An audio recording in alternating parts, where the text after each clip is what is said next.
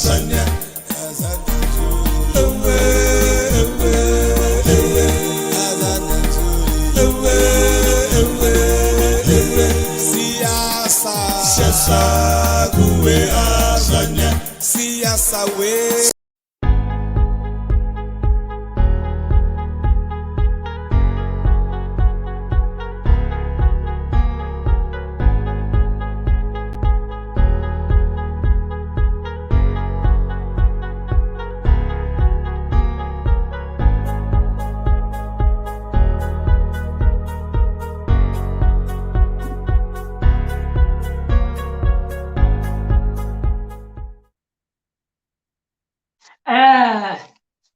Good evening, everybody. Welcome to the Pan-Africanist Congress of Azania page, where we are going to be remembering and honoring the life of the PAC since its establishment in April 1959. Here you've got, my name is Thandolwethu Dlanga, and I am from Gerald Khondlo branch, and I will be a facilitator for these sessions. These sessions are going to be up until the 30th of April, 2021. So each day from today onwards, we will be sharing these sessions from 6 o'clock up until 7:30. Welcome, everybody. Thank you to our viewers in the country, occupied Azania, South Africa, the continent, the mother continent, Africa, and the diaspora. We've got viewers across the world. So welcome everybody. In occupied Azania, it is already the evening. And to everybody else, it might be the morning, and to everybody else, it might be the afternoon, and so on and so forth. So good day and welcome to this session. The purpose of these programs that the PAC has embarked on is, as you might remember, you would note that the PAC was established on the 4th, 5th, and 6th of April 1959.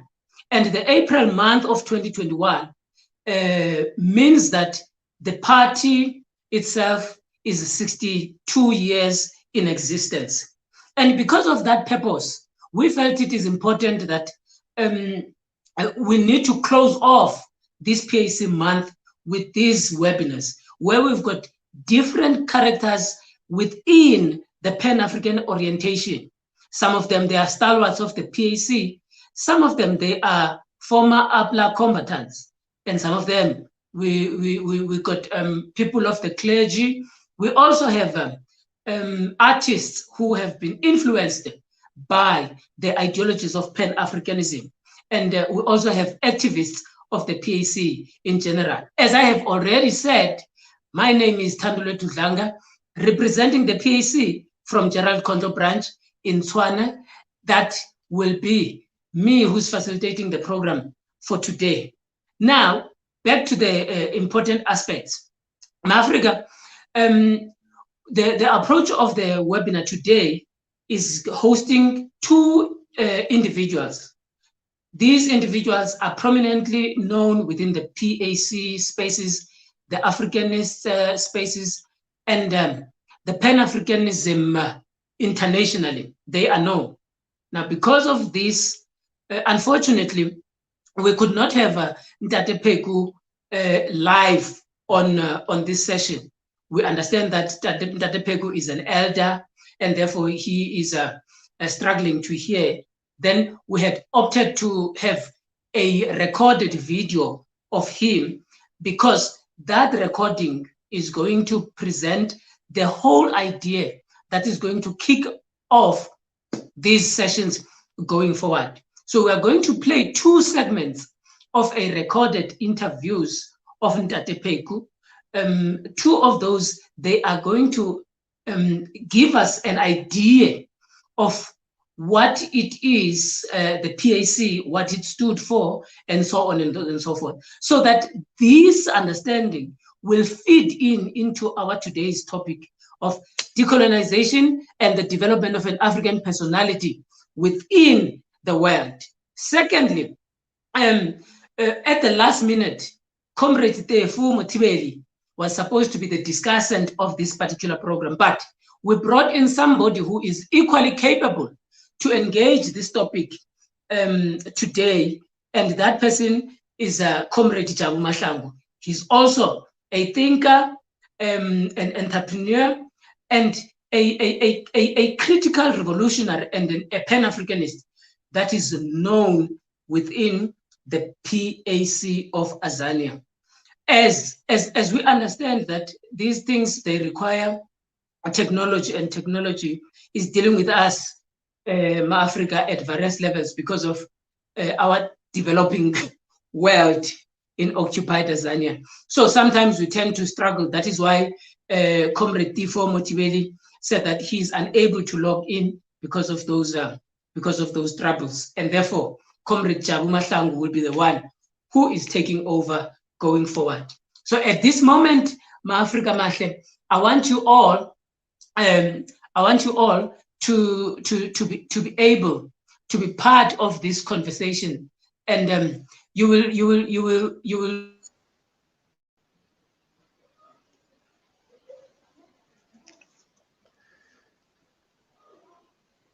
Hey, Deneba.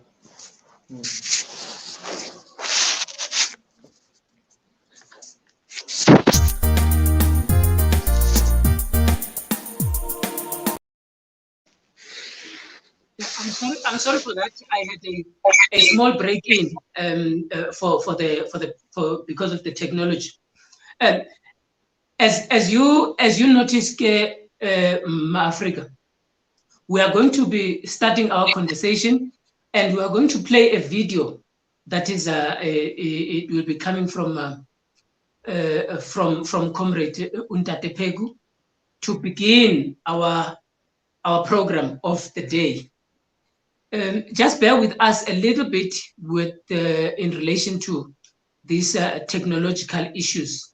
And at this moment, we're going to ask our technicians at the back to kindly resume the program by playing the videos that we had prepared for Ntate Pecu. And after that, immediately after that, we are going to be introducing Ntate Ujabu Mahlangu, Jabulani Mahlangu, comrade and an Africanist. We are going to be introducing him to the debate. The debate is expected to last up until, or the session is expected to last until 7:30. And Africa and the viewers at home in all the platforms, YouTube, Facebook, and Twitter, please make your comments. And if there are any questions that you want to pose to Ntate Ujabulani Mahlangu, you can do that by placing them on the comments section. So we welcome everybody, and we welcome our viewers on Twitter, we welcome our viewers on Facebook, and we welcome our viewers on YouTube. If you have not yet subscribed on the YouTube channel of the PAC, just go to My PAC Online and subscribe, and then we can carry the struggle of Pan-Africanism and Africanism forward. At this time, Africa, let us play the video and we proceed with our session. Sit back and relax and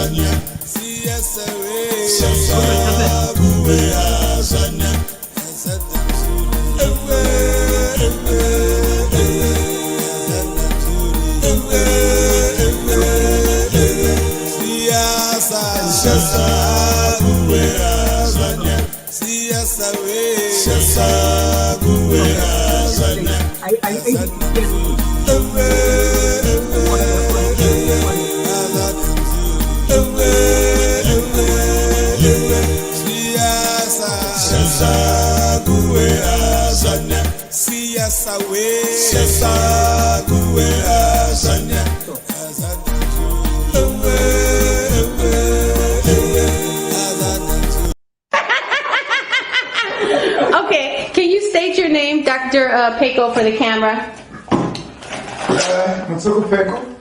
Pecu. And where were you born? Matatiele, Eastern Cape, South Africa. Okay, and what was the original name of South Africa? The original name of South Africa was Izwe. And of course, Azania simply means Izwe. And then of course also Azania means who God, he whom God hears. That's one of the names. That's one of the names. Okay, great. So can you, how do you define Pan-Africanism? I define Pan-Africanism simply as a philosophical philosophy that says that Africa belongs to the African people, and that the wealth of Africa must be for the benefit of the African people. And then of course it also has the element of unity. That without this philosophy, everyone doing his own thing there or her own thing there, we are never going to get anywhere. I mean, history shows us that people who work against us are always united against us. But we are the only people who, when the fight comes, we fight separately. And, you go to South Africa, the wars of national resistance began in the Eastern Cape, and there were Zulus, Natal sitting there. When they were through with the process, they went to KwaZulu-Natal, etc., etc. So it is very, very clear that we have to work together. Okay. So you talked a little bit about why Pan-Africanism is important. Can you describe what Pan-Africanism would look like? Pan-Africanism would look like where everybody has a share, where everybody owns something. Because in pre-colonial Africa, everybody owned something, including lands. And in fact, our rich people, our so-called capitalists today, their capitalism did not work the way the European capital works. A rich man would look around and say, okay, there's a widow over there, there is somebody who is suffering there, and maybe give him about 8 cattle, among which there will be maybe about 3 cows to go and milk. And these cows could be there for something like 10, 20 years. And then one day, of course, he'll come and fetch them.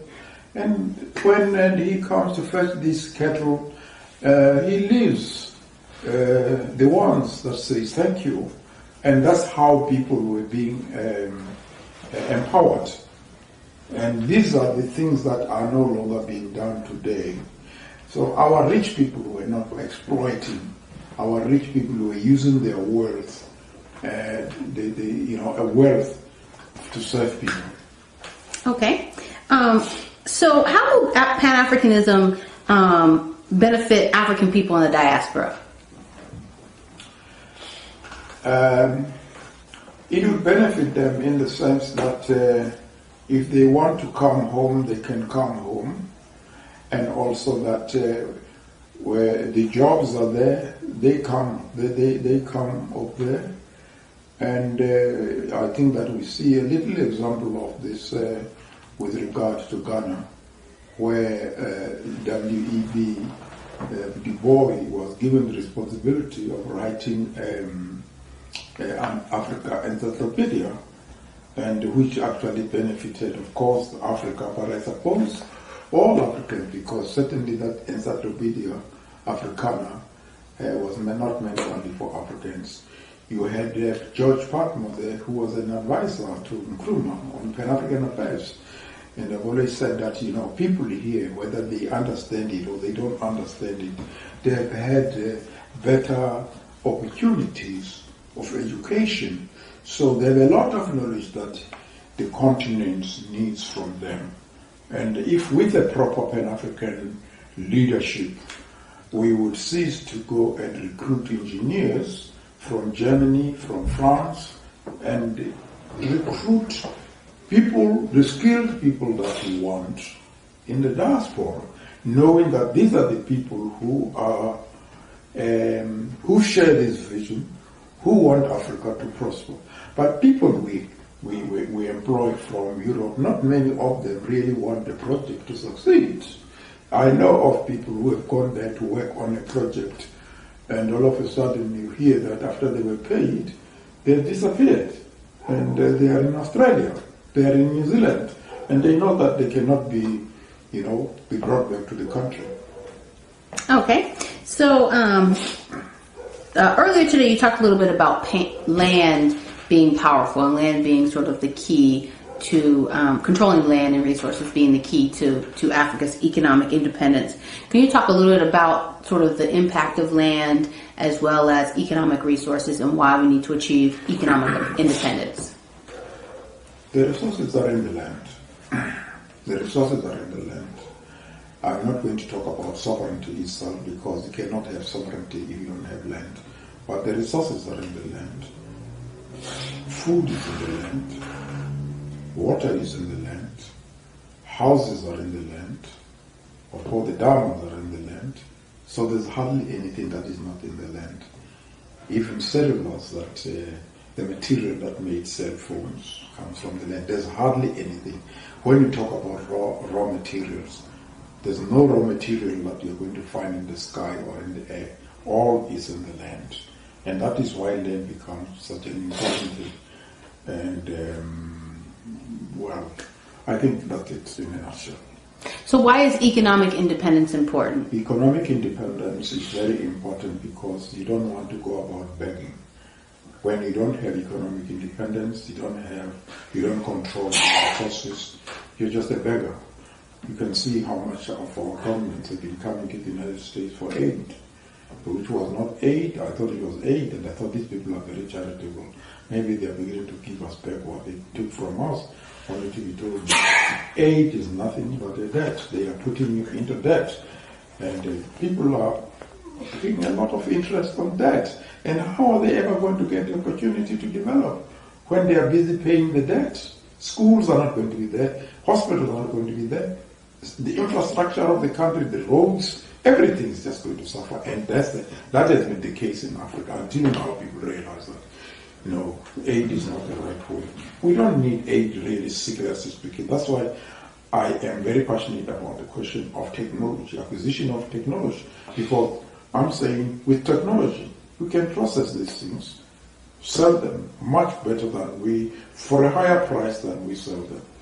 And in that way, why would we be poor when we can process the gold, the mine, the diamonds, the cocoa, the tea, right there in Africa and sell it as a finished product and get more money for it. But they come to us and get it for nothing and bring it back and put us into debt for something that they got from us. Okay.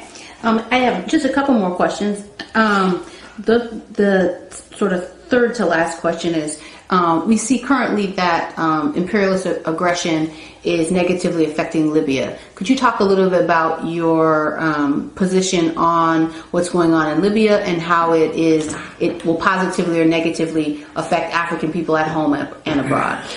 First of all, let me start about how it is going to affect negatively the continent, because certainly with what is being done there, Libya is going to go back 20 years. It's going to be destroyed. I mean, what I've watched on television is very bad.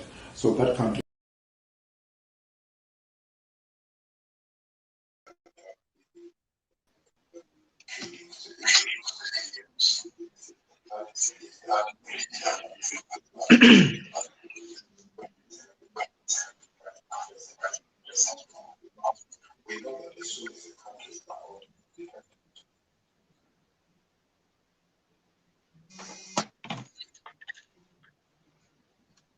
Comrade.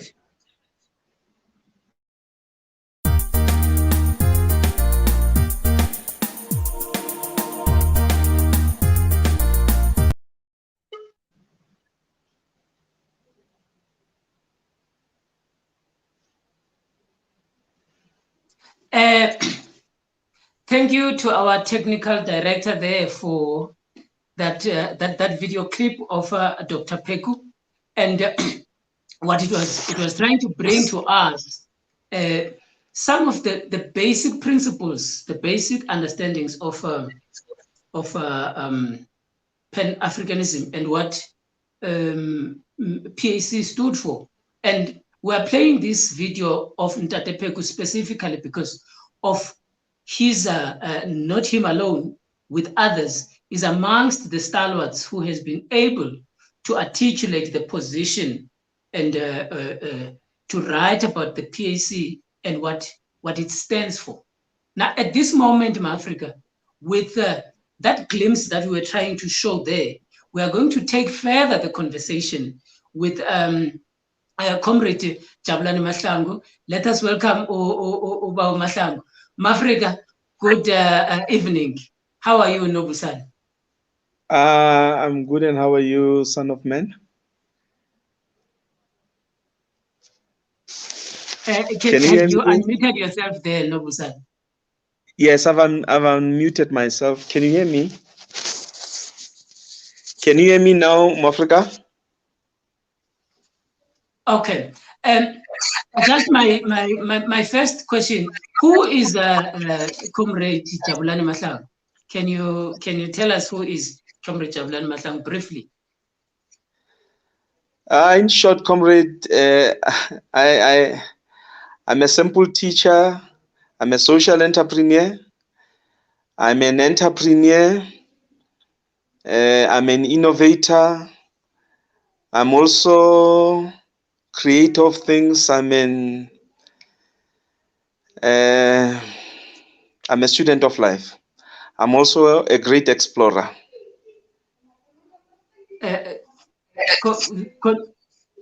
Continue. It seems like you are afraid to tell us who you are.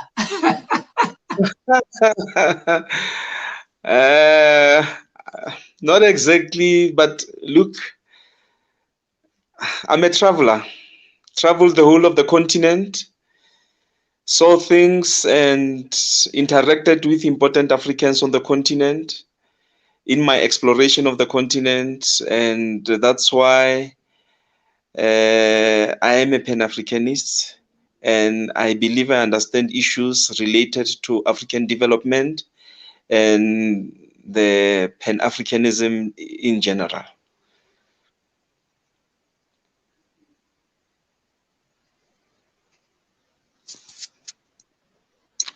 Can you hear me? Thank you no, I hear you. I hear you, comrade. I hear you very well.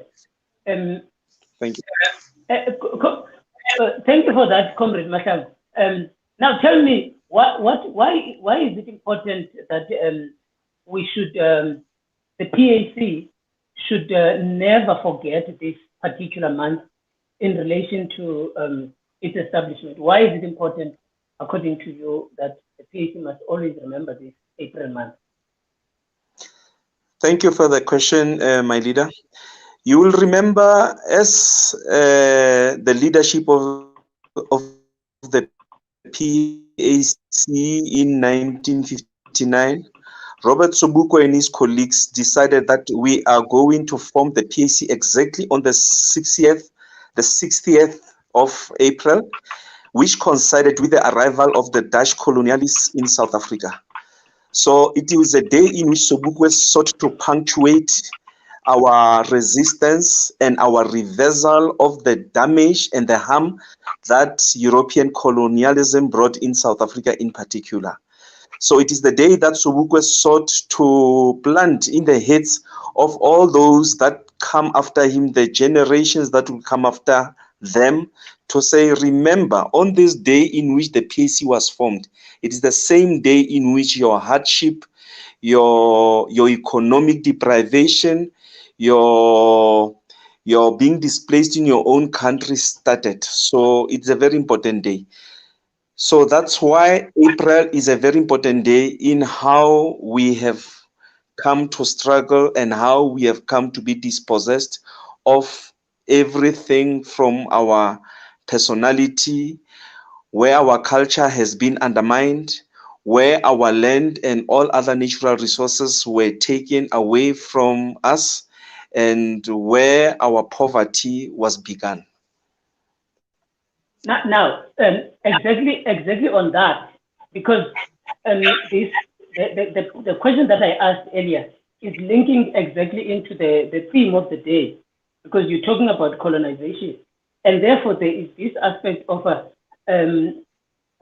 Sobukwe and his group trying to show the Africans that we are going to establish a ship that is going to be a battle against this colonialism. Now, that means they were looking at having a decolonization process otherwise and any otherwise. Now, coming direct into this theme of the day, how would you therefore define and understand decolonization within the context of how Sobukwe and his group, with the establishment of the PAC, came to understand it? How would you understand that decolonization itself? Just supposing with what Ntate Pecu has been saying in the clip that we just played. Sorry. Maybe the question should be, how did colonization start, and perhaps how did colonization got deepened into our lives, so that in return the same question answers the secondary question that you just asked now. Firstly, you must remember, for colonization to be effective, for colonization to be successful to the colonizer, it must first conquer the mind of the colonized. It is not enough to just shoot the colonized. It is not just enough to displace the colonized forcefully, physically for that matter. There comes a time where the colonized must be mentally colonized for the colonization to have permanent results in the lives of the colonized and for the benefit of the colonizer. So that's important. So the first thing that we must understand about decolonization is that colonization began with the mind more than it began with the bullet and the gun. Because the bullet and the gun played an initial role, but to sustain colonialism for 500 years, you need to conquer the mind, you need to colonize the mind. And that is where the problem is right now in South Africa, right now on the African continent. The mind is colonized, and this is where the role of the PAC must begin, must be brought to the fore, to check what was the PAC trying to do, or what was Sobukwe and his peers trying to do. I think foremost, more than any other thing, with the coming into being into the political space of the PAC, Sobukwe sought to liberate the mind of an African, because that is the starting point. He did not have guns to say, I can use guns also to reverse what the Europeans did with their guns and ammunition. He did not have all of those. But he said, let me start with the mental decolonization. Just to make my point more clearer, leadership, check out the anti-pass campaign, the positive action campaign. So Sobukwe was speaking directly to the question of fear, the fear which was embedded in the mind and the heart of an African, the fear that the oppressor used the past laws to instill fear in the mind and heart of black people. That's why our African people could not move freely. Our forefathers could not move freely from town to town, from province to province. The apartheid government or the colonizer used the past as an instrument to control and instill fear in the heart and mind of an African. And so Sobukwe saw that maybe we must leave these passes at home and face our fears and decolonize our minds and get our minds to become the minds of men, full men, complete men, men who are not incomplete because they fear a system. And that's why Sobukwe had to bring about a national program that sought to address the question of fear. That must kill fear forever in the mind and the heart of an African, so that an African can assume his rightful position in the opposition or in the correction of a situation, a political situation and the economic situation that sought to exclude him in his life. Thank you. Thank you, Wena. comrades. Now there are things that are linking up in this questioning. The theme is looking at decolonization and the African personality, and that African personality can only operate within the world. Now, how do we therefore develop this African personality within a world that is consumed by this capitalistic system, a world that is consumed with this greed and the type of political and political economy? We're starting it from occupied Tanzania, South Africa, to the continent and the world. How do we therefore make sure that this African personality succeeds and it develops within this world? My leader, one of the first things that does not stop to amaze me in South Africa is that our African personality over the past 500 years was attacked, was undermined, was diminished, and from all fronts. And what happened is that for 500 years, we were made to feel little, we were made to feel inadequate, we were meant to feel like we are not human enough. We don't belong to the human family that Sobukwe talked about. Now, if you bash somebody else's personality for 500 years, and just one day in 1994, on the 27th of April, you wake up and you say, you are free. And there is nothing that we do to reverse the psychological damage that has happened in the mind of the person that you proclaim freedom from. It's an anomaly. It cannot be correct. That is why ordinarily you would have expected South Africa, if it was a normal country, that it would have programs that decolonize the mind of an African, and that also liberates the former oppressor, so that the former oppressor understands the kind of damage that they've caused to the oppressed or the indigenous people. But that is not happening. Our public system of education and government is not coming to say we need to put in place measures to reverse the psychological damage which was caused over 500 years to the minds of Africans. So it is important to understand that that is the starting point, that we must begin to understand that we must decolonize our minds. We must begin to say, what is our identity? Let me just bring something of interest to this discussion. After the Second Anglo-Boer War, the Afrikaners regrouped and they were looking for their identity. And they said, we are not going to accept anything that comes from the British. We want to have our own identity. We want to have our own language. We want to have our own culture. We want to define ourselves away from the British standards and British etiquette and everything that was British, that the British sought to impose upon the Afrikaner. And the Afrikaner had to have a self-conference. He had to get out of the system and find his footing and develop all those things. The same cannot be said about Africans in modern South Africa. Back to the Afrikaner, he went on to create a language called Afrikaans, which is a lingua franca. It's a fanakaloku of French and a whole lot of other European languages. He went on to start something for himself. He went on to build educational institutions where he can use his language of Afrikaans to develop his people, to develop his economy, to develop his politics, to develop his society. The same cannot be said about us. We have not taken a moment to get out of the confusion and redefine ourselves outside of the 500-year definition that sought to undermine our identity. That's why we have a problem of diminished self-love. We don't love ourselves as Black Africans. We have self-image issues.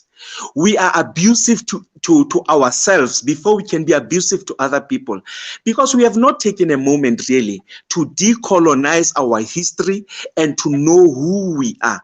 So African personality is important in this particular context.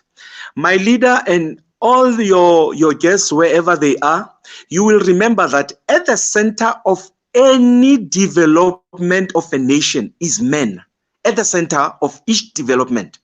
The Afrikaner positioned himself to be at the center of his development by first understanding himself, by first identifying, by first sorting out his identity issue, by first sorting out language, and a whole lot of other things that the Afrikaner did, much to his advantage. And this is what, as Africans, Sobukwe was talking about when he spoke about the African personality. We cannot be at the center of the development of South Africa if we don't understand ourselves. Because people who don't understand ourselves or themselves are people who fall for anything. They say if you stand for nothing, you fall for anything. We have black people of South Africa who fall for anything. We are trying to mimic every Tom, Dick, and Harry because we have failed to seize a moment and redefine ourselves. So that after that redefinition, after getting out of the crowd, we can go back to the center of development and say, this is the path that we must take.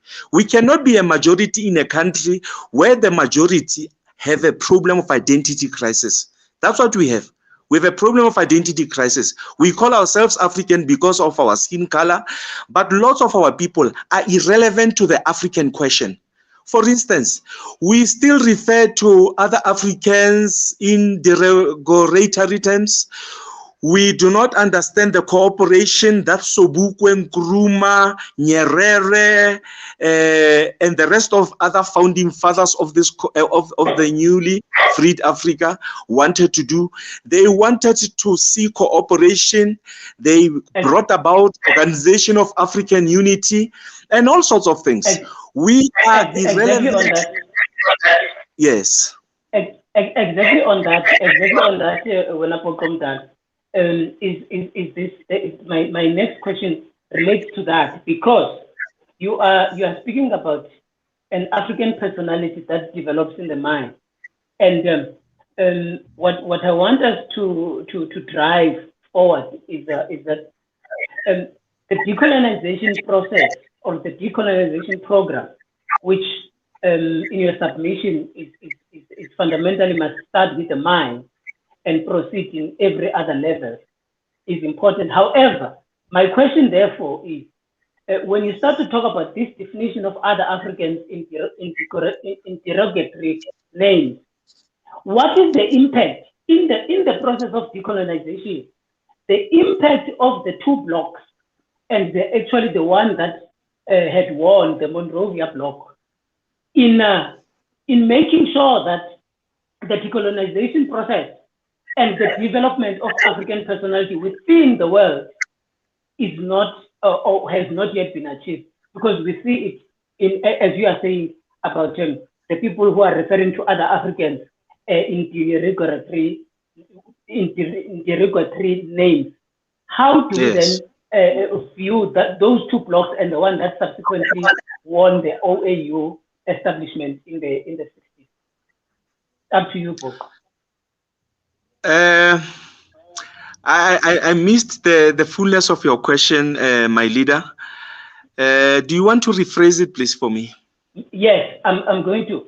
You are making mention of how other Africans refer to other Africans in names that are very bad, and names that are derogatory and belittling. Now, and I'm saying, in the quest for decolonization, which swept the African continent, with which Sobukwe's mind and the PAC establishment comes into, what is the impact of the winning the OAU by the Monrovia bloc in making sure that the decolonization project and the African personality has not yet been achieved within the context of the world?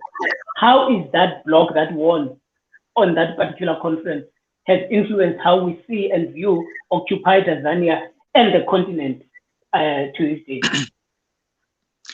Frankly, I think not much was done by the same bloc, because when you look at the kind of interventions which were put in place after the Organization of African Unity was brought into place, are the political interventions which helped other countries find their independence, etc. But on the continental basis, we have not really agreed on the particular approach as to how we can assist with the decolonization of the mind. Because as soon as many countries got their independence, they became preoccupied with political power and economic power. But at the heart of such, you find that the population was left behind.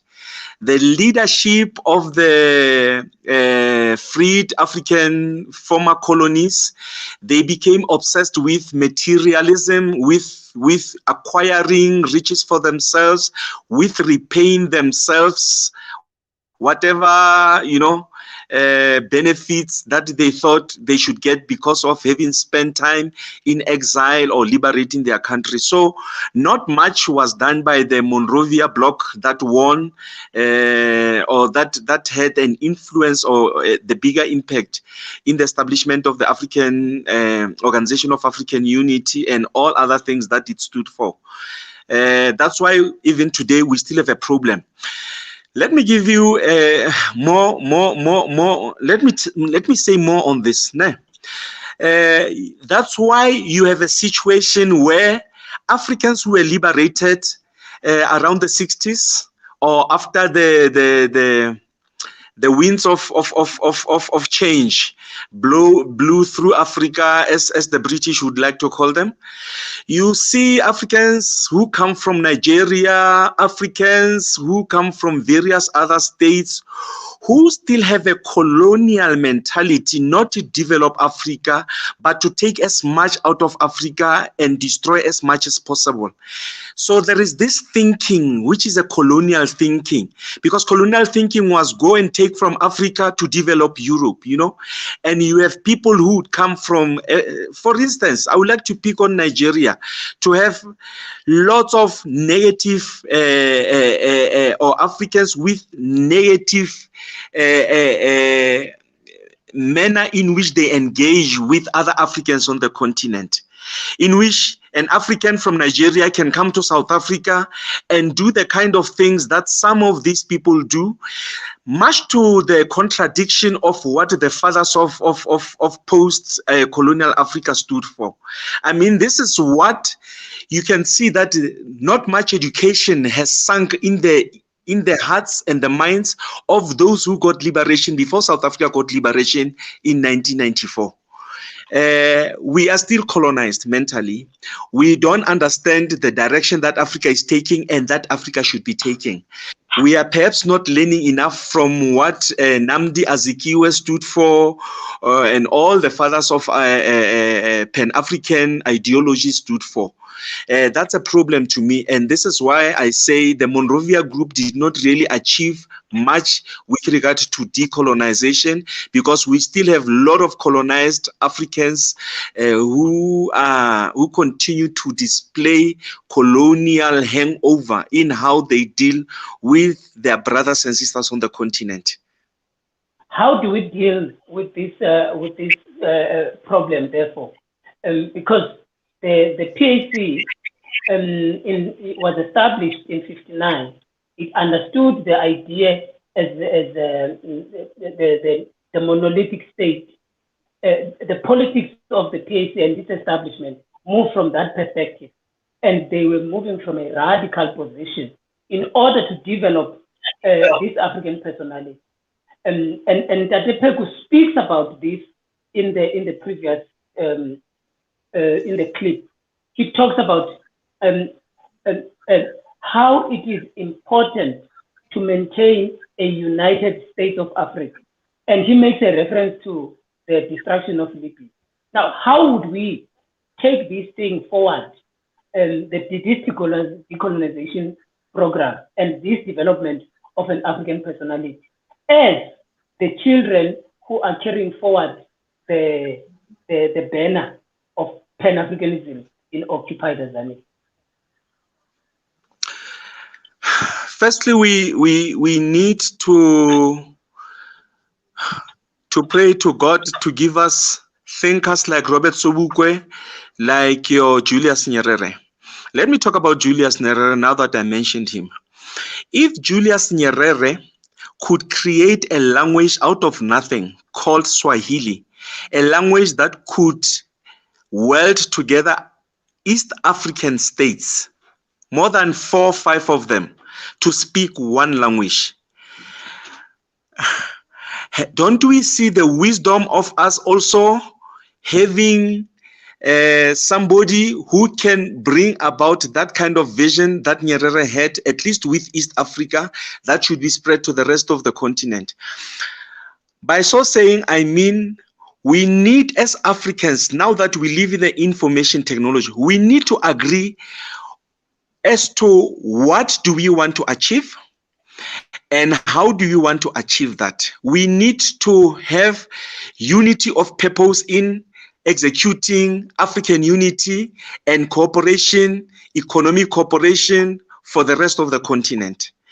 And once we have something like that, we need leaders who are not greedy, leaders who are selfless, as Robert Sobukwe spoke about leadership, that it must be an act of selflessness, not an act of people who are self-serving. Africa is riddled with self-serving leaders, including South Africa. We see it every day in our political lives, that we are cursed with self-serving leadership that only thinks for themselves and have forgotten about the people. With the kind of resources that this continent is endowed with, and the kind of human resources, not only natural resources, also human resources, the young population. Africa has got the youngest population more than any other continent. We are so blessed. It's a population that is open to new ideas, but we are stuck and we are in a state of arrested development, where we have old men who want to thank themselves and thank themselves to the riches of this continent. So I hope, that's why I say we need to pray to our African God to bless us with people that can say it's not about self, it's about the continent. How can we do something with unity of purpose? Going back to the Afrikaners. Afrikaners had their little differences between themselves, etc. Just like the Europeans, they had their differences before the 1886 Berlin Convention, where they met in Germany and they said, gentlemen, we are not going to be fighting over Africa like little boys. We need to sit together and agree this is what we are going to be doing. And they came with a plan called the partition of Africa, that we are partitioning Africa now. We are dividing Africa.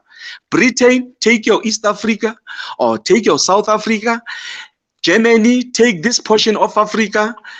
You know, Italy, take this section of Africa. Belgium, take your Congo, etc., etc. We must come to a situation where we can come together and have unity of purpose, so that we all walk in the same direction. At the moment, Africa is not working in the same direction. We need visionaries like Sobukwe, like Nyerere, who can give us the marching orders that take us in the same direction. When we are blessed with a leadership like that, then we can make headway progress. But I also want to say to you, my leader, and all other followers of Pan-Africanism, somehow, I think Africa needs a madman movement. We need a madman movement of an enlightened dictator who can really bypass certain things and say, we need to move in this particular direction. We need a madman movement in this continent. How? I don't know. I hear you. I hear you. I hear you. I hear you, comrade, and I think some of our viewers as well, they are listening to you. At this moment, when I'm going to ask that our viewers who are on Facebook to pose their questions at this moment, because it is also important that you have a conversation and have these ideas being interrogated, at least they need to give us their ideas and they give us their questions so that we can pose them to you. So while we are waiting for them, I want us to change the gear now. And in the next segment, I would like you to be as brief as possible so that we can take as much questions as possible. I want you to be brief in answering some of these questions, but I'm not censoring you. I'm asking you, in the contemporary political discourse, as our stalwart has shown in the previous clip, how does the land becomes the primary reason and the primary material resource in the development of an African personality? And while we are there, I'm going to ask you a question that it's a comment that comes from the floor that says, indeed, we need a dictator for 10 years to build Azanians and beyond. That is Thabo Libelo making that input. However, I'm asking what in the contemporary discourse, how important is the land as the material base for the development of an African personality? Thank you for the question. Mwafrika, you cannot reconcile the white and the black race until you reconcile the black African with his land. That's the first point. For as long as you don't reconcile an African with his land, there cannot be proper context in which an African can be at the center of his development.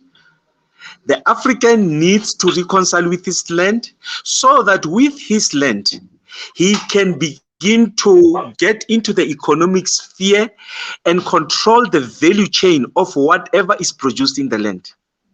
At the moment, what is happening is that you cannot have development of the African personality where we begin to sort out the question of our identity, the question of language, the question of our self-esteem, the question of our self-hate.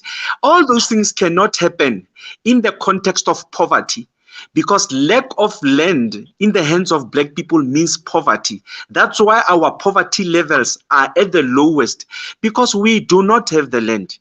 The difference between the poverty of South Africa and the poverty of Zimbabwe is that the people of Zimbabwe may not have their dollars, they may not have the currency, but they've got the land. They can plant, they can eat.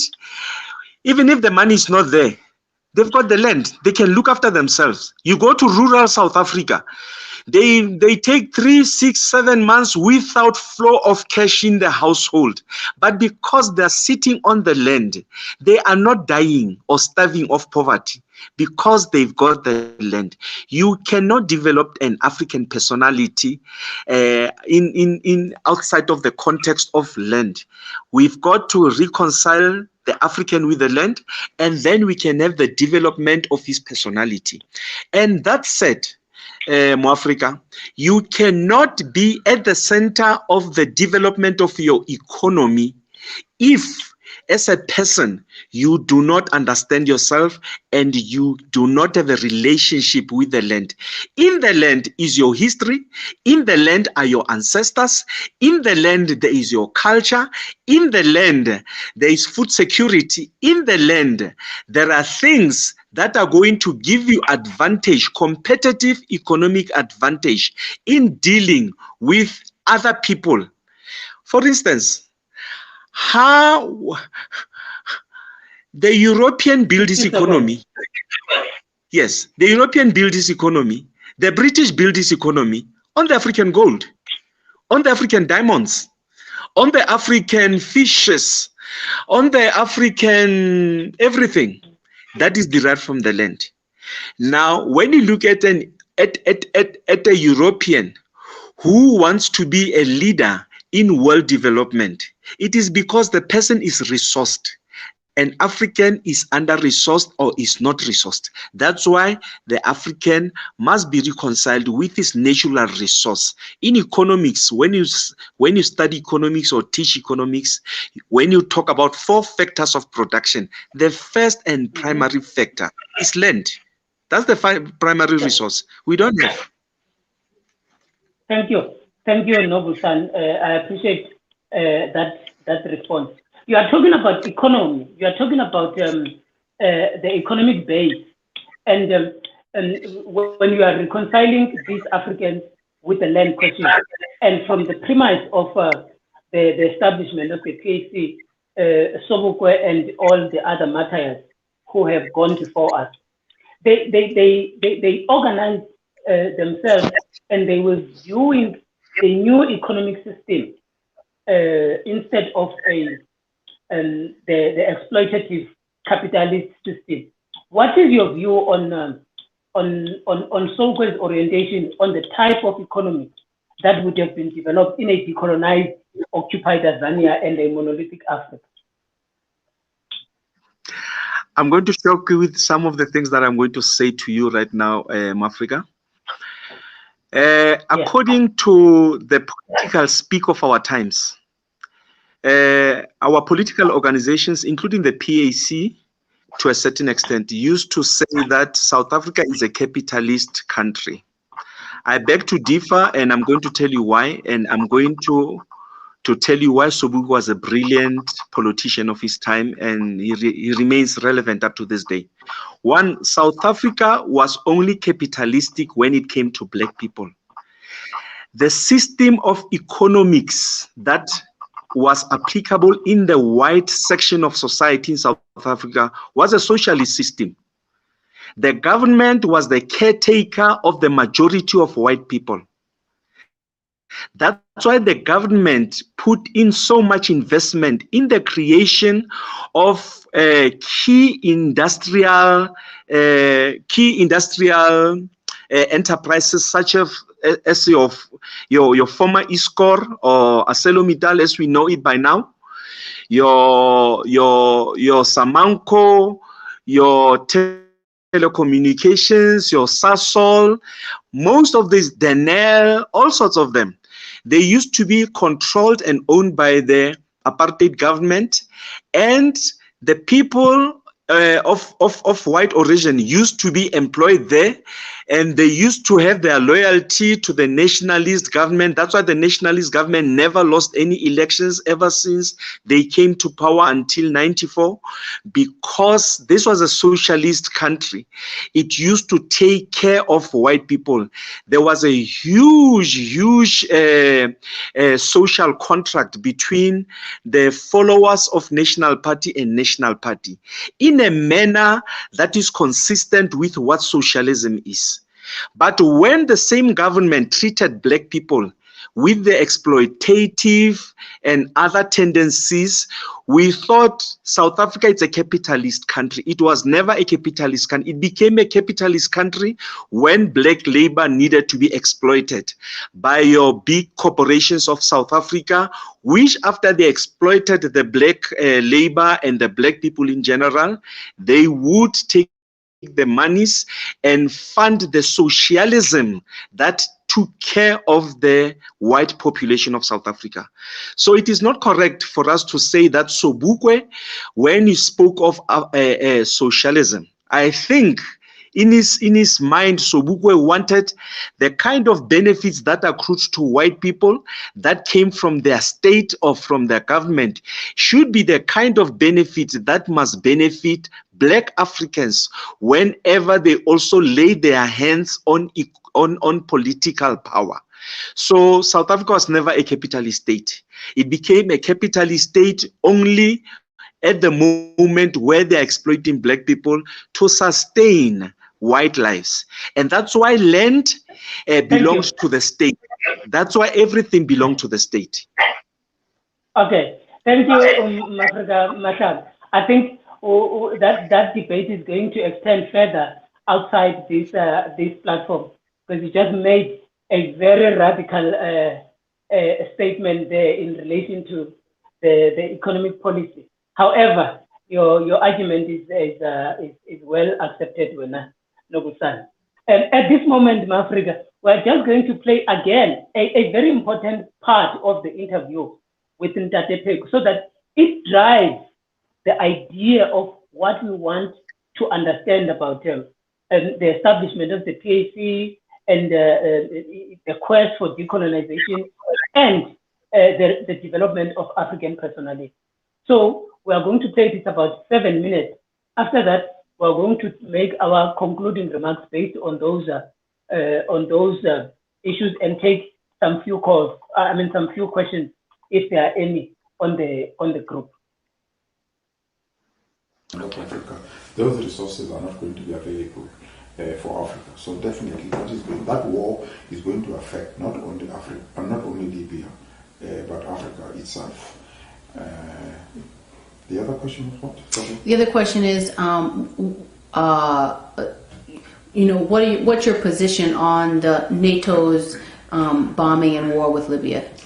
It's just very terrible, and I think that it shows that they don't believe in democracy. They don't believe in democracy, and while there's oil there, the whole thing has nothing to do with Gaddafi killing civilians. If there's anything like that, if he has done anything like that, it has nothing to do with that. What is happening in Africa and what has happened in the past, number one, we know that as soon as a country is about to be independent, they look at us and say, these are radicals, these are moderates. They go for moderates because moderates are going to betray the struggle, and they have betrayed the struggle in several places. It is the same thing when these leaders are in power, like Gaddafi was there. But ever since Gaddafi may have committed one thing, he controlled the oil for the benefit of the people, even in fact for the benefit of Africa. We know that Nkrumah was gone. Why? Because they didn't like what he was doing. Lumumba was gone. Why? They did not. Sankara, Thomas Sankara was gone. Mugabe, they don't want him. So in Africa, in fact, we don't have democracy now, because when elections come, the imperialists get there, they give money to the parties they prefer, and it is always the so-called moderate parties. And we have a history here of how, for instance, Western powers, if I can call them that, dealt with the PAC and the ANC, and they clearly said why they were not going to negotiate with the PAC, and that the PAC must be destroyed. Okay. So with two more questions. The second to last is, can you talk a little bit about, you talked about not being beggars and dependent on Western or foreign institutions like the International Monetary Fund and these other countries like Britain, the US, et cetera, et cetera. What is your suggestion for slowly or radically sort of taking Africa off of that dependence, like making us independent economically? Like, what's the next step? What do we have to do to get to economic independence? To get to economic independence, as far as I'm concerned, we need skills. We have the cake. We don't know how to cut the cake. The cake is there. We don't know how to cut it because we don't have knowledge. We can't process cocoa. We can't process coffee. We can't process the diamonds, and I suppose even the oil. And then our system of education must also change. They don't have oil in Britain. And of course, you can go to Cambridge and go to Oxford, but they're not going to train you there. So we need the type of education that is tailored to the needs of Africa. We know we have oil, and it's amazing to me that our institutions of learning don't teach anything about oil. So I'm saying, here is the cake. We need the tools to be able to cut it. And that is technology. That is knowledge. That is skills. You can't develop a country without human development. Human development is the beginning and the thing of developing a country. Okay, and then one last question, and then you can sort of do a wrap up. What role do you think organizations like the PAC, the All African People's Revolutionary Party, the APSP, PANAFU have with achieving Pan-Africanism? And how do you think that we can achieve Pan-Africanism faster? Well, I think that we must look back again here and what had been done, because certainly Pan-Africanism was achieved in the past. I believe that it was achieved. It would not have delivered political freedom if it had not been achieved. It was achieved, but then it has had its reverses. But I think one of the most important things is information. We are not connected as the pioneers of Pan-Africanism were.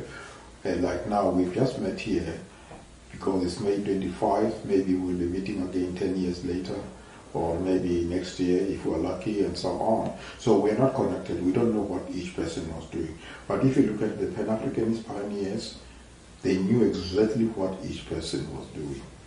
And they knew exactly what Pan-Africanism was about. And I was saying the other day, some people talk about United States of Africa under socialist, a scientific socialism. And I'm saying, you need to boil this thing down. What do you mean by scientific socialism? Somebody comes and says, it'll have to be Africanist socialist democracy. I'm sure it means the same thing. But some of these things are big terms. And then sometimes people get married to a terminology. They like the terminology. They feel that if you dismiss their terminology, you're dismissing them. But I really think that we should still with content. What do we mean? Boil this thing down. Like now in South Africa, we talked about land, isolate. And I think that also we thought that people understood it. They understood it as a battle cry. But I don't think that they understood it as a property that would serve them, like now, where do you build your house and so on. So we began to realize that you have to bring this thing to the level of the masses. And another thing that is lacking, I think, is education. I don't think that the young people understand Pan-Africanism the way we understood it. There's lack of education. And if you look at Nkrumah went to the extent of building a school, a student in the institute. And yet, already there was a lot of books that were being read.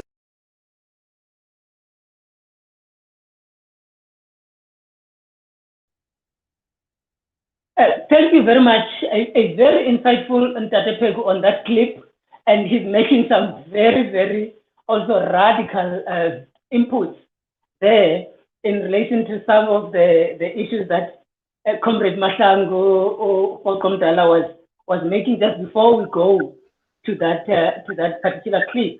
What Pecu raises there is some few things that I picked up. He talks about one, the moderates and the radicals, and he places the PAC on the side of the radicals, and how the PAC must be dealt with. And then he speaks about the linking of the Africanist or of Pan-Africanist from occupied Tanzania with other Africans across the board. And he says this is one of the things that we have failed to do in the current context. The other point he talks about the lack of understanding of what Pan-Africanism is and what it entails, and he makes a critique, a self-critique in the point where he says that maybe it was difficult, or they did not explain it clearly because they thought that the people understood what isolation means. They thought that people understood what Pan-Africanism means, and so on and so forth. And then the last point, he talks about a contestation between the economic model, what it means to be socialist and socialism, African socialism and scientific socialism. And for him, he says, he feels they probably mean the same thing.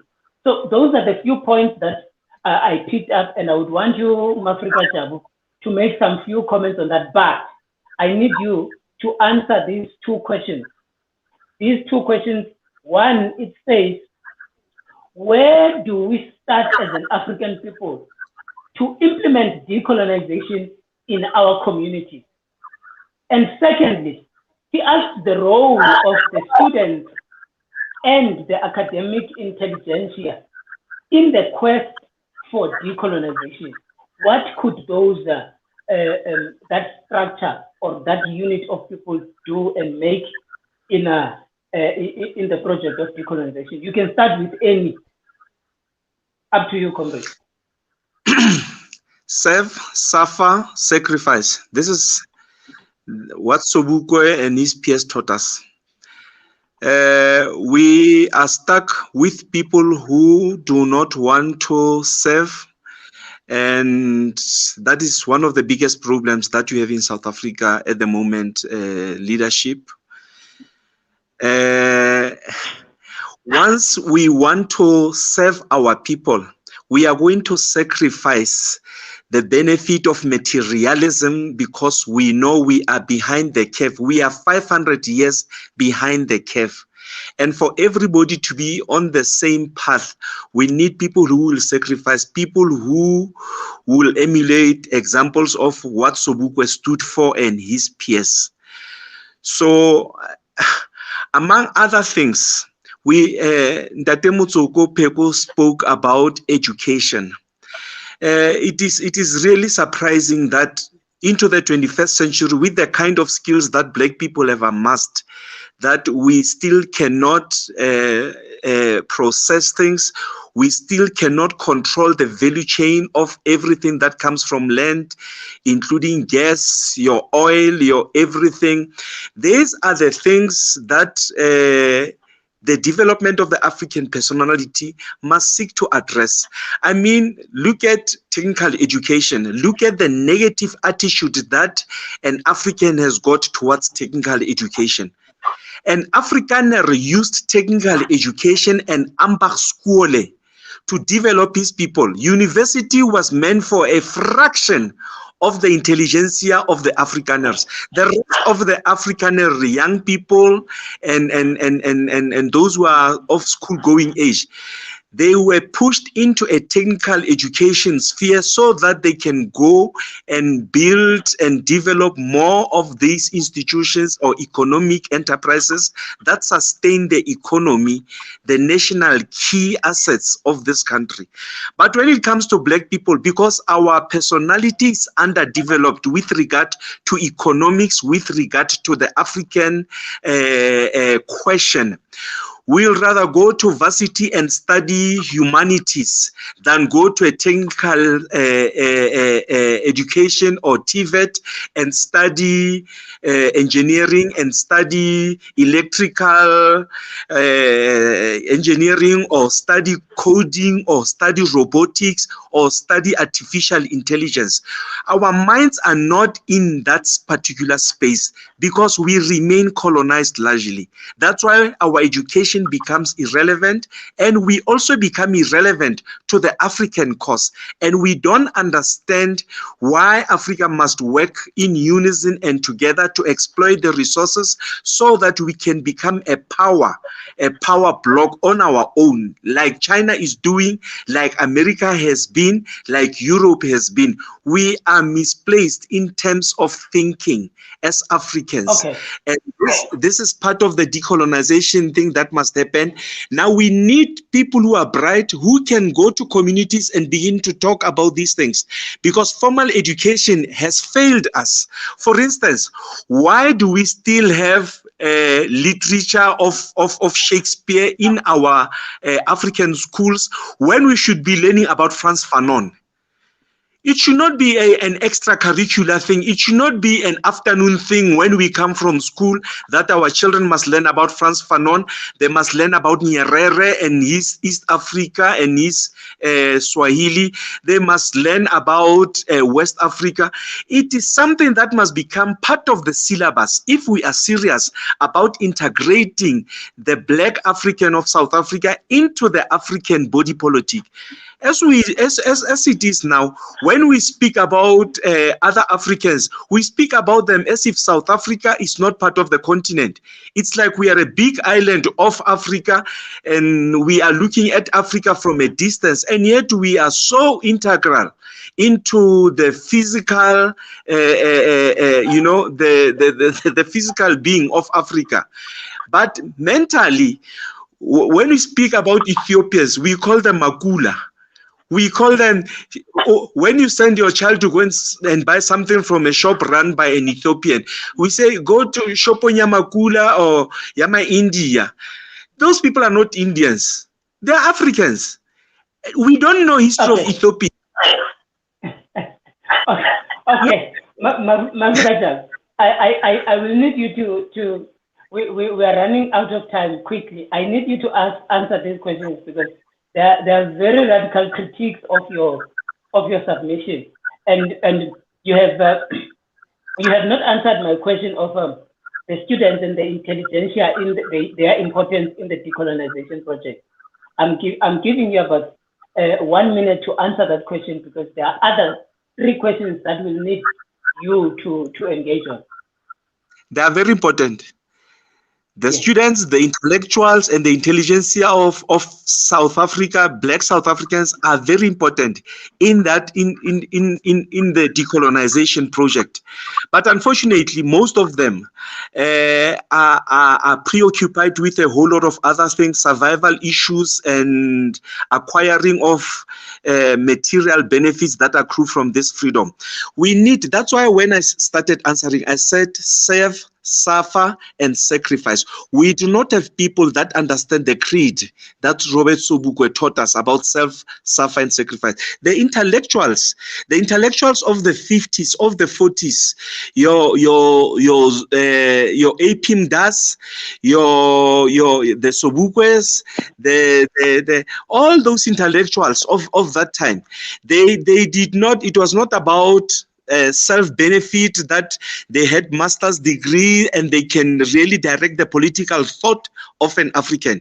It was not about preoccupation with what the benefit they would get from being varsity students.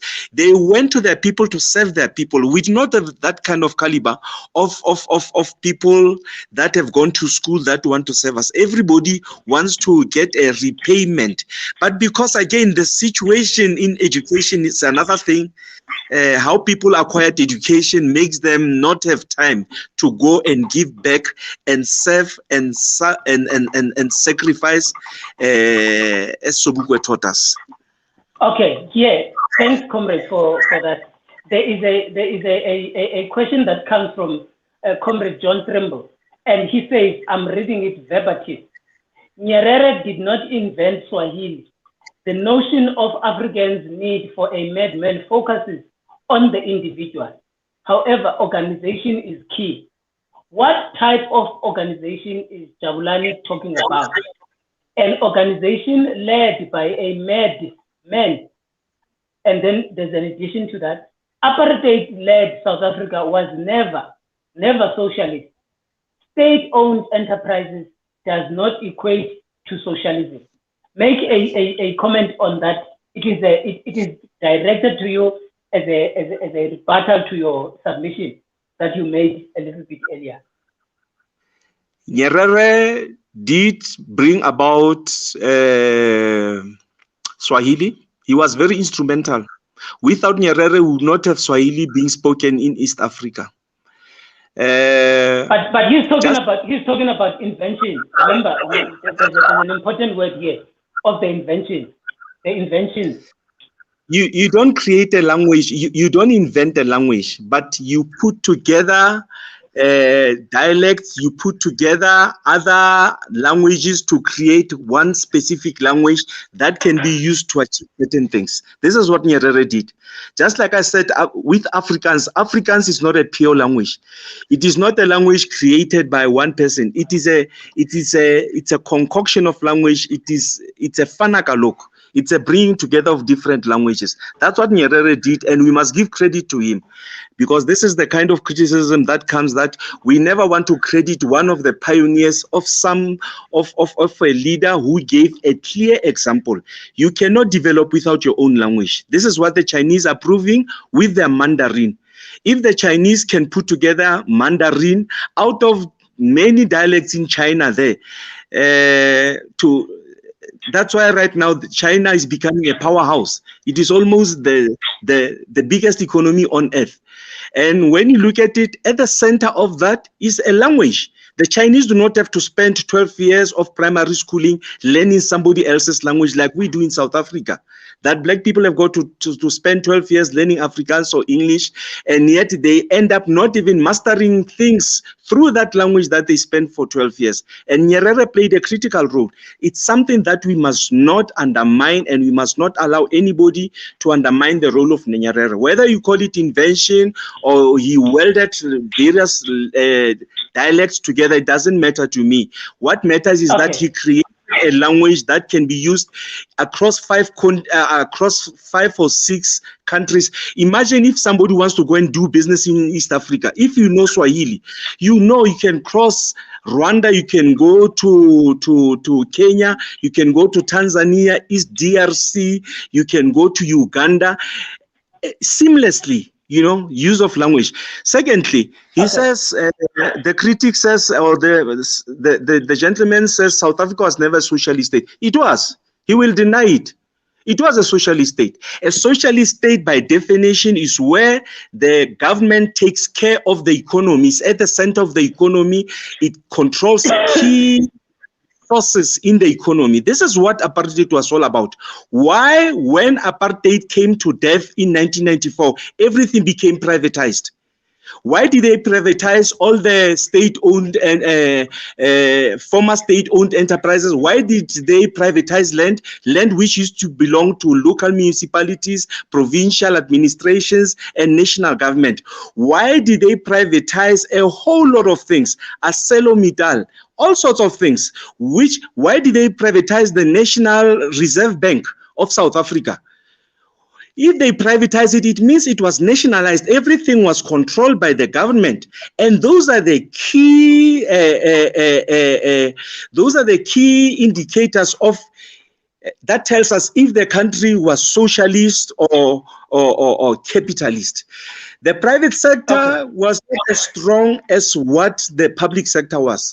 And this is why Sobukwe was talking about we must have a public sector that takes care of people.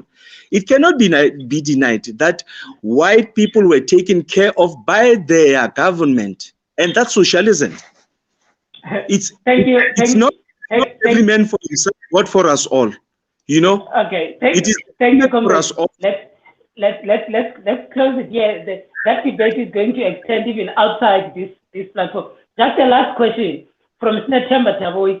He is saying there on Facebook. Mtate Pecu argues that we have failed and we must bring the land question to the level of the masses. In the context of the current discussion, where and how did we miss the decolonization project as the Pan-Africanist Congress of Azania? I'm giving you this as the last answer to the question because we are almost 2 minutes into our closing time. So please be cognizant of that, as we also have to make some concluding remarks from my side and some announcements. Over to you, Comrade. Mtate Pecu spoke about moderates and radicals. Obviously, the PAC was kicked out of the political space in South Africa because it was vying for the same thing that the European colonizers are vying for, land. The PAC was speaking about something that the Europeans agreed to come and take in Africa in 1886 when they had their Berlin Convention. So if you are vying for the same thing, you do not want to have that kind of organization as a strong organization. And this is how PAC was derailed. Every effort was made to kick the PAC or to keep it out of the political arena of decision making. because if the PAC wins and everybody looks up to the PAC, people are going to wake up. They're going to wake up from slumber. They're going to wake up from being fast asleep, and they're going to begin to ask questions. At the moment, by kicking the PAC out of the political arena, we have lost the amount of consciousness for the political ideology that wakes us up. That's why we have a lot of oversupply of black people who don't understand what is happening in the world. We do not understand our context within the world context. We don't understand what is happening in the world. Whereas the Chinese understands that there's Chinese imperialism happening in the world. We are taking all over the world. We are going to other people's lands and taking them over. Every Chinese from a small age, they know that China must conquer the world. But when you come to a black South African here, we are busy with dance crazes. We are having our Jerusalemas here, we are having our Toalata and everything. We are not providing guidance, or we are not getting to the center of development. We are not saying, as Africans, this is our contribution. As Sobukwe said, that we must come and contribute, towards what humanity is expecting out of us. So that's why the peace had to be kept out, to keep black people irrelevant, to make them hewers of water in their own land. That is why during apartheid, black people we were fourth citizens in South Africa. There were whites in the first place, Indians second place, colors in the third place, black people fourth place. Now we are in the 15th position. Everybody has overtaken us because we are fast asleep. Some fellow from Ethiopia was saying, when we are busy trying to make money in South Africa, black men of South Africa are having a stockpile where they put money together to buy bottles of Johnny Walker and other whiskeys. The money is there, the resources are there, but we have become irrelevant. We don't understand our role. We do not understand what role we are expected to play within the Pan-Africanist movement that is going to bring together Africa so that Africa can speak with one voice, Africa can exploit her resources and sell to the world and become an economic giant. We are irrelevant. You have to put PAC out of things, because if PAC is in the middle of things, the people will wake up. They do not want an awake population. We must be drinking alcohol and dance. Hold it exactly there, because I can hear your passion. At this time, comrades, thank you very much. We hear your passion, we can see your passion, and then how much you are so invested in this conversation. However, what is nice in a few minutes ago, as a nice and a funny way of showing how majority of our people have been derailed of the radar of decolonization and development of African personality. We are talking about the Jerusalem challenges that are being played all over the world, the place in the country. And I've written a paper on that nonsensical Jerusalem. If somebody wants to look into that, it is called Jerusalem Challenge. What heritage are we celebrating? You can look for it. It's under my name title, Thandolwethu Dlanga, Jerusalem Challenge. What heritage are we celebrating?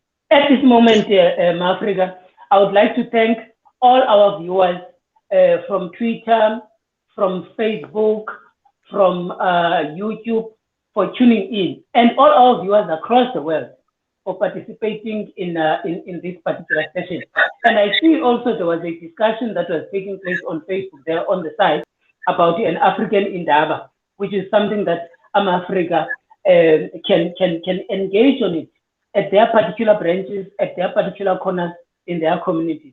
But more so, we would like to thank Comrade Ujabulani Mahlangu for making the time and making these robust ideas to the fore. We might not agree with them, all of them entirely, as the viewers. We might be happy about some of the things, but it is important that we engage on these things. And also we are thankful for the ideas that are brought about by our stalwart, Pecu, in the clips that were played a few minutes ago. And also to our technical team, we thank them very much for making the time. And we are grateful also to the PAC publicity team for making sure that this thing comes live and the sound is beautiful and it is clear. At this moment in Africa, we are going to release Comrade Jabu Mahlangu, and we say thank you very much to him. And immediately after his departure, we are going to be making announcements for the upcoming webinar or going forward. Comrade Mahlangu, you can say goodbye to the viewers and thank you very much for making the time. Izwele to Africa. Now, at this moment, Africa Amahle, and to our viewers, tomorrow the session is also going to start at 6, and the expected time is 7:30. Tomorrow, our guest, we've got Utate Ufikile Nongawuza. Utate Ufikile Nongawuza is one of the stalwarts and veterans of the Pan-Africanist Congress of Azania.